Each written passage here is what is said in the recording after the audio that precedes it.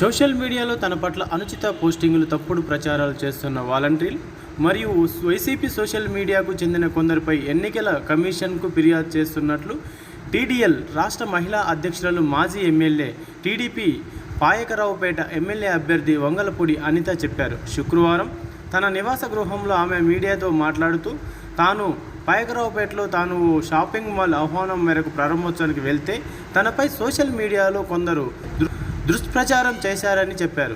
దీని వెనుక వైసీపీ అగ్రనేతలు ఉన్నారని, వారందరిపై తగిన చర్యలు తీసుకోవాలని అనిత డిమాండ్ చేశారు.